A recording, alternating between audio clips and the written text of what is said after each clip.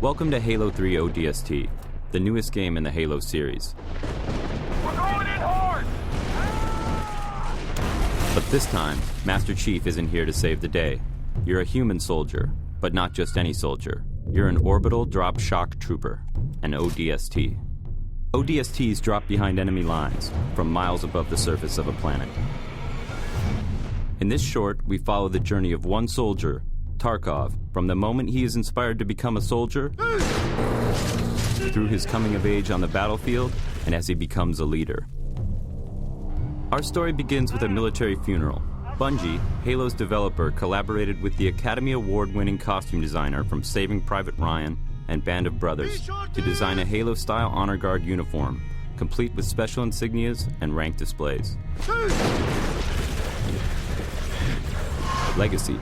The studio behind movie villains like The Alien and Terminator used 3D models created by Bungie to create accurate replicas of the same weapons, armor, and enemies that appear in the game, down to the smallest detail. We had about 30 people working on this for about 2 weeks to go from digital files to full wearable costumes, which was a tremendous effort.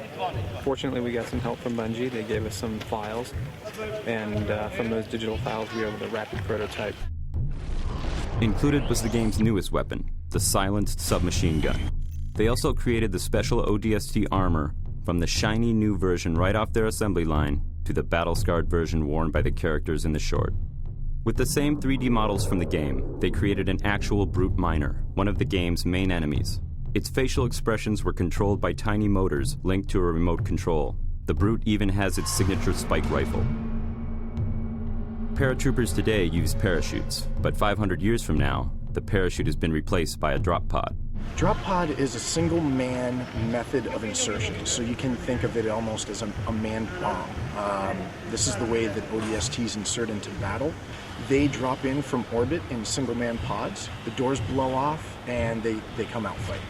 To replicate a drop, an interior section of a single pod was built. Then the visual effects artists at Asylum created a dizzying freefall view and comped in view screens to show other ODSTs and the pod's various gauges and controls. But some of the biggest stars of the film were the various locations. The battle scene was shot at the bottom of a strip mining coal operation. This location served as the planet where our rookie ODST has his first drop. With some help from the pyrotechnic crew, Asylum created the intense firefight, falling drop pods, Covenant Banshees, and of course the climax of Tarkov's encounter with the Brute.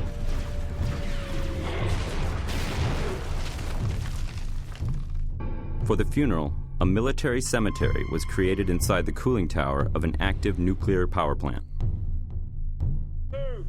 Just outside the tower, a mud pit, an obstacle wall, and a razor wire course were created to simulate ODST training. Our drill instructors, actual Hungarian Special Forces soldiers, fired blanks as the recruits crawled through the razor wire. Finally, the shoot moved to an abandoned Soviet aluminum refinery.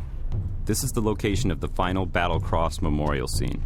Tarkov, now older, pays his last respects to a fallen squad mate, then leads his young soldiers into battle once again.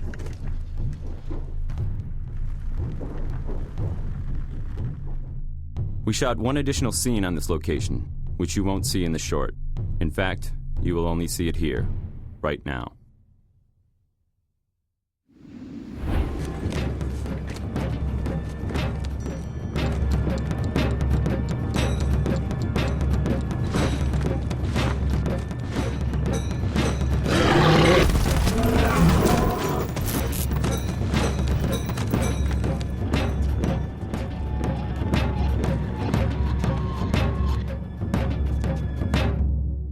The ODST.